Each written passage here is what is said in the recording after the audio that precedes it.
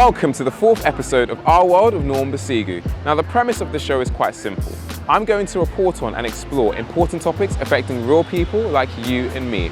Now, within this, there are two aims. Firstly, to have a positive social impact, and secondly, to inform. In this episode, I'll be taking you on a factual journey through American history, exploring how some of the long-term systemic issues and inequalities have resulted in outcomes such as police brutality and an inequity of opportunity for African Americans in America. This will inadvertently highlight the asymmetrical relationship that exists between the races, arguably dating back to the Transatlantic slave trade. That is where my historical analysis will begin, with it ending in present times. So stay tuned because you don't want to miss this. Now, I chose to make this episode in response to the death of George Floyd. The world erupted in outcry in response to his death, with global protests taking place around the world in major cities in support of the Black Lives Matter movement, with London being no stranger to this. I currently find myself today in Hyde Park, a popular hotspot for protests, where John Boyega notably gave a very passionate speech on the topic.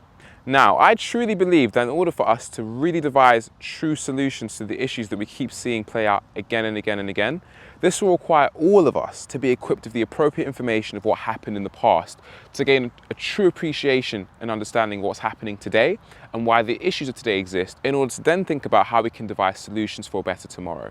And so I want you to treat this episode as a launch pad. I'm going to cover approximately 300 plus years of history and key events within that timeline. So I can't cover everything in significant detail. So if I say something that interests you, please do learn more about it if you wish to, and take the initiative to do so. And with that being said, let's get into it.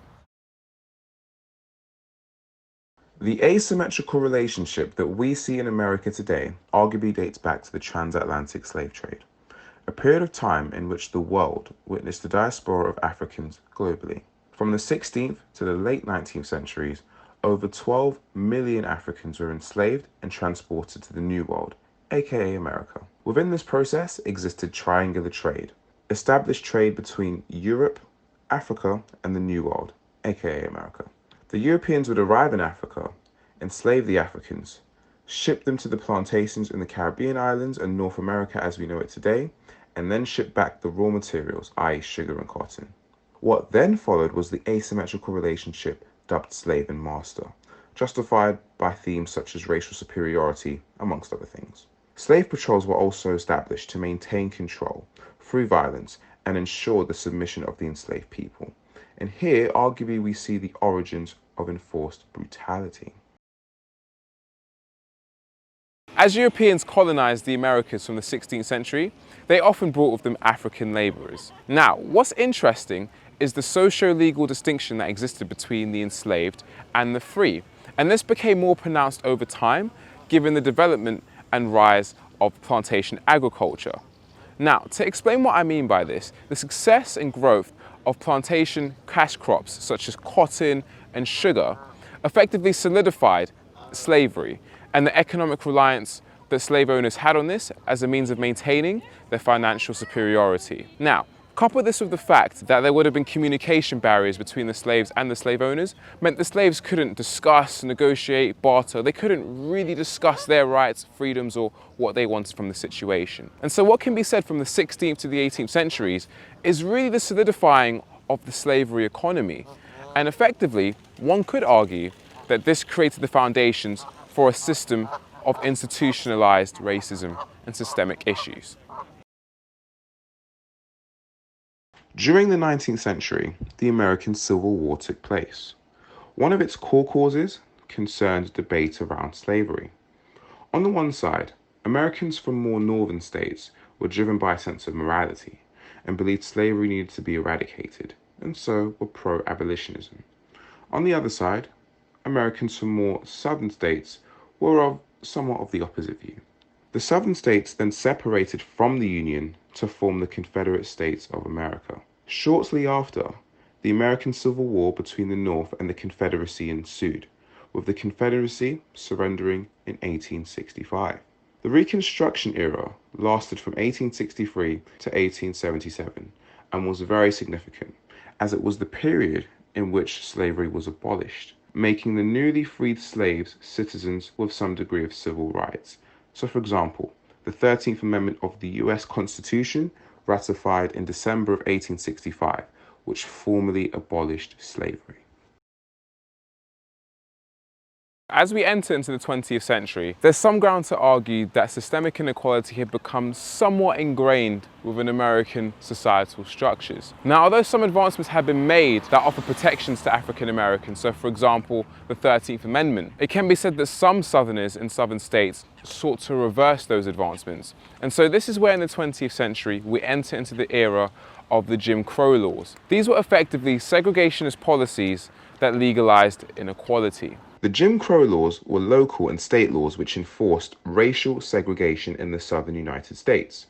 As a body of law, they institutionalized economic, educational, and social disadvantages for African Americans. During this time, it can be said that some judicial decisions acted to support the Jim Crow laws that were in force. One notably being Plessy and Ferguson, which effectively created the separate yet equal doctrine. During this time, there were also extrajudicial actions being taken, known as lynchings, which were used predominantly against African Americans. Now, generally it can be said that by 1965, the Jim Crow laws were overruled by the Civil Rights Act and the Voting Rights Act. 1909 saw the creation of the National Association for the Advancement of Colored People, aka the NAACP. Among its creators was Du Bois. Now, its origins were rooted in political protesting, which demanded civil rights for black people, particularly as during this time, the black urban population faced shortages of employment and housing, and violent hostility across America, for instance, lynching. Indeed, police corruption and violence were commonplace during the early 1900s.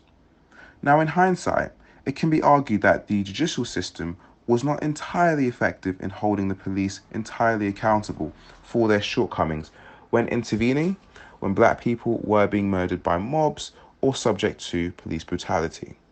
This can be reflected through a string of highly publicized instances of disproportionate police force.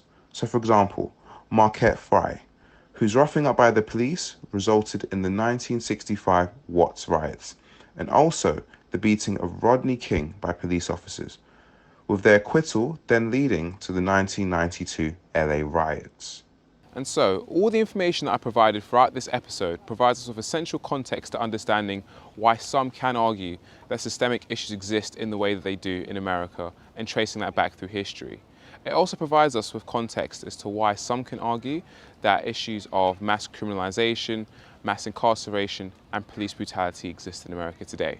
I'm now going to give you some recent data from the NAACP in support of this view. Data from the NAACP surrounding incarceration highlights that African Americans are incarcerated at more than 5 times the rate of their counterparts, and although African Americans and Hispanics make up approximately 32% of the US population, they comprise of approximately 56% of all incarcerated people, and that was in 2015. And that concludes the 4th episode of Our World of Norm Busigu. In this episode, I've covered approximately 300 years plus of American history, exploring why some systemic issues exist and how they manifested over time and how this has affected African Americans. Now, to say that progress over time hasn't occurred wouldn't be fair to those part of the movement and part of the process in making a better tomorrow. But that being said, it's very evident based on recent events that much more change is needed much quicker.